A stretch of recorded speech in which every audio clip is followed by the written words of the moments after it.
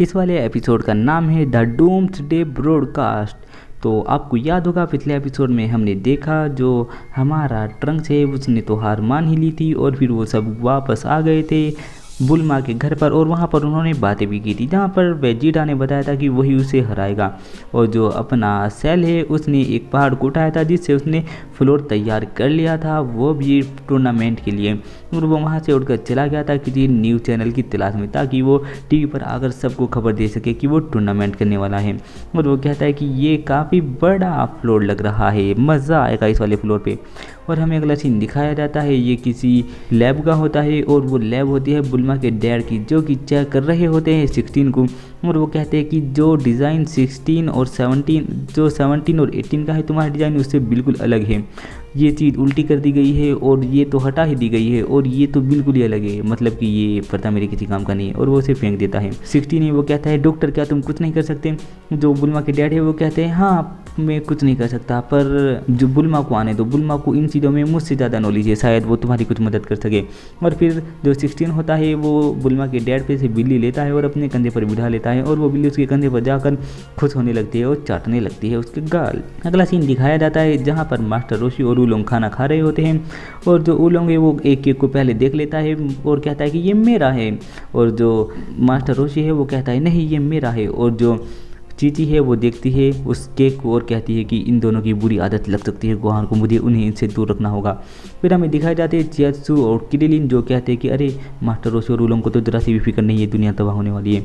और जो ट्रंक्स है वो टीवी देखता रहता है और बाकी सब भी टीवी देखते रहते हैं। और जो वेजिटा है वो साइड में खड़ा है।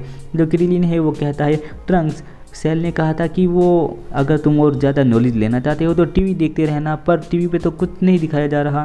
फिर यामचा चलने लगता है और वो कहता है मैं ट्रेनिंग करने जा रहा हूँ, आखिर मुझे सेल को जो हराना है।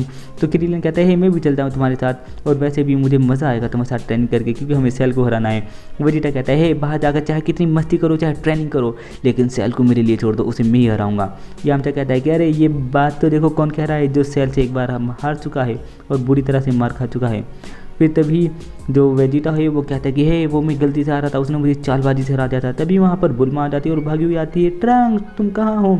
और जाकर ट्रंक्स के पास खड़ी हो जाती है और चारों तरफ से उसे देखती है और कहती है पिकोलो ने कहा था कि तुम सेल के साथ लड़े हो शायद तुम्हें बुरी तरह से चोटाई होगी, तुम तो ठीक हो, तुम ठीक हो ना ट्रंक्स। ट्रंक्स कहता है हाँ मैं बिल्कुल ठीक हूँ। और जो किड ट्रंक्स होता है वो बड़े वाले ट्रंक्स के बाल पकड़ लेता है और ट्रंक्स कहता है मुझे छोड़ दो। लेकिन जो बुल्मा की माँ होती है वो कहती है क्या इत्तेफाक है, वेजिटा के दोस्त का नाम भी ट्रंक्स है और हमारे बच्चे का नाम भी ट्रंक्स है, ये तो इत्तेफाक की बात हुई। अगला सीन दिखाया जाता है ये होता है सेल का जो कि उड़ा हुआ जा रहा होता है और उड़ा हुआ दिख रहा होता है कि अरे शहर आ गया अब मज़ा आएगा। हमें शहर दिखाया जाता है जो कि काफ़ी शांत होता है लेकिन जो शहर के लोग हैं वो बहुत ज़्यादा डर रहे होते हैं। फिर दिखाया जाता है जो सेल है वो तबाही मचाता हुआ आ रहा है और उसने पूरी की पूरी बिल्डिंग उड़ा दी है। और फिर वो जहाँ टीवी चैनल की बिल्डिंग है उसके अंदर आता है और आकर दो लड़कियों से पूछता है लेडीज ब्रॉडकास्ट रूम कहाँ है। वो कहते हैं कि वो ऊपर है और वो डायरेक्टली उड़कर ऊपर चला जाता है और वो बहुत ज़्यादा डरने लगती है और काँपने लगती है। लेकिन जो अपने यामचा और किरिलिन है बहुत ही अच्छे तरीके से ट्रेनिंग कर रहे हैं और ट्रेनिंग करते करते गिर जाते हैं।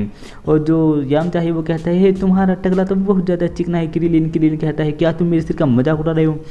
तभी जो यामचा है उड़कर आता है और लात मारता है सेल मतलब कि किरिलिन को और किरिलिन के चेहरे पर छप जाती है दो लातें। और जो अपने मास्टर रोशी है वो असली वो देख रहे होते हैं टीवी में और कहते हैं कि अरे मुझे ये देखते हुए बहुत मज़ा आता है। तभी जो वो असली चैनल पे चीज़ आ रही होती है उसके नीचे से निकल आ जाता है सेल और सेल उड़ता हुआ चला जाता है और जाकर खड़ा हो जाता है सामने। जब भी वो अपना चैनल चेंज करते हैं हर चैनल पर पहुंच जाता है सेल, चाहे कोई किचन में हो चाहे कोई बाथरूम में हो चाहे कोई सिंगिंग में हो चाहे कोई कहीं पे भी हो, सारी के सारे टीवी चैनल पर होता है सिर्फ सेल। और वो जो सा भी चैनल बदलते हैं हर चैनल पर सेल पहुंच जाता है और वो देखते हैं कि यहाँ पे ये कैसे आ गया। और फिर जो सेल है वो कहता है हे मेरे सामने फालतू मत बोलो। तभी एक आदमी कहता है कि हे सिक्योरिटी गार्ड को बुलाओ और जो सेल है उस आदमी को मार देता है और कहता है हे कैसे हो तुम। अगला सीन दिखाया जाता है ये होता है गोहान का जो कि ट्रेनिंग कर रहा होता है और कहता है कि मुझे सुपर सैयन के लेवल से ज़्यादा आगे जाना होगा ताकि मैं अपने लोगों की मदद कर सकूं और अपने लोगों को बचा सकूं। तभी हाइपरबोलिक टाइम चेम्बर का गेट खुलता है और वहां से चीची बाहर आती है और कहती है हे गोहान चलो तुम्हारी ट्रेनिंग खत्म हुई फटाफट घर चलो। और मैंने तुम्हें कहा था ना ट्रेनिंग व्रेनिंग पर ज़्यादा ध्यान मत देना और मैं नहीं चाहती कि तुम भी किसी टोली का हिस्सा बन जाओ अपने डैड की तरह। गोहान कहता है कि लेकिन डैड तो बहुत महान होता है, वो किसी टोली का हिस्सा नहीं है। फिर पिकोलो दिखाया जाता है जो कहता है कि मैंने इन्हें रोकने की बहुत कोशिश की पर यहाँ आ गई। तभी वहाँ पर सैल आ जाता है और सैल आकर एक थप्पड़ मारता है चीची को और चीची मर जाती है। गोहान कहता है कि प्लीज़ मुझे माफ़ कर दो मॉम। तभी जो पिकोलो है वो लड़ने के लिए जाता है सैल के साथ और वो भी मरकर आकर गिर जाता है गोहान के सामने। वो सैल के उसके ऊपर पैर रखता है पिकोलो के और कहता है हे अब तुम्हारी बारी है। और फिर जो गोहान है वो कहता है नहीं मॉम ऐसा नहीं हो सकता। फिर अगला सीन शूट होता है, हमें दिखाया जाता है जो गोकू है वो उठा रहा है गोहान उठ जा बेटा, अब तुम्हारी तबीयत ठीक है, अब तुम उठ जाओ। गोहान उठकर खड़ा हो जाता है और कहता है नहीं ऐसा नहीं हो सकता, मॉम खतरे में है। गोकू कहता है कि तुमने कुछ गंदा सपना देखा होगा बेटा, अब तुम आराम से सो जाओ, अब तुम्हारी तबीयत ठीक है, तुम्हें बहुत तेज बुखार था।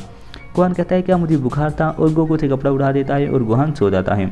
और फिर हमें अगला सीन दिखाया जाता है, ये होता है सैल का जो कि टीवी पर आ रहा है और बता रहा होता है कि मैंने एक टूर्नामेंट का आयोजन किया है और जिसने मेरी शक्ल नहीं देखी वो मेरी शक्ल ध्यान से देख सकता है। और मैं इस टूर्नामेंट का आयोजन किया है और वो उस जगह का नाम बताता है कि वो फलानी जगह पर फलानी स्टेज पर फलानी दूर और इतनी दूर है और वहाँ पर होने वाला है ये टूर्नामेंट, और जो भी मुझसे लड़ना चाहता है वो वहाँ पर आ सकता है। और मैंने इस टूर्नामेंट का नाम रखा है द सैल गेम, और जो चाहे मुझे हरा सकता है। ये चैलेंज हर किसी के लिए है और मैं किसी से भी हारने वाला नहीं हूँ। और जो कुछ नियम है, अगर किसी ने बाहर की ज़मीन छू ली स्टेज से तो वो डिस्क्वालीफाई हो जाएगा, और कोई लड़ते लड़ते मर गया तो वो भी डिस्क्वालीफाई हो जाएगा मैच से। अगर मैंने किसी को डरा दिया हो या मेरे रूल ने तो मुझे माफ़ कर देना। और फिर यही चीज़ देख रहा होता है, बुलमा के डैड है वो भी देख रहे होते हैं। फिर जो सैल है वो कहता है कि और तुम्हें अपनी ताकत का थोड़ा सा नमूना दिखा दूँ। वो अपने हाथ से एक एनर्जी मारता है और बिल्डिंग को पूरी तबाह कर देता है और बहुत सारी जगह तबाह हो जाती है। और वो सब गुस्से में देखते रहते हैं कि आखिर सैल करना क्या चाहता है। तभी याम चाहे वो कहता है कि हम में से किसी को भी उसे में हराने की ताकत नहीं है, यहाँ तक कि ट्रंक्स और वेजिटा भी उसे नहीं हरा पाए। तभी जो बुलमा है वो वेजिटा के पास जाती है, वेजिटा अपनी शर्ट निकालता है और कहता है मैं ट्रेनिंग करने के लिए जा रहा हूँ, लेकिन हाँ मुझे किसी की भी कोई भी परवाह नहीं है, लेकिन मैं तुमसे एक वादा करता हूँ कि सैल को मैं ही हराऊंगा। और वही कहकर चलने लगता है। ट्रंक्स कहता है मैं भी आ रहा हूँ डैड। तभी बुलमा कहती है 1 मिनट रुको ट्रंक्स, मैं तुम्हारे पहले ये बाल काट दूँ, ये तुम्हारी आंखों पे आ रहे हैं जो कि तुम्हें लड़ने में दिक्कत देंगे। और अगला सीन दिखाया जाता है गोकू और गोहान ट्रेनिंग में लगे हुए हैं और ये वाला एपिसोड यहीं पर ख़त्म।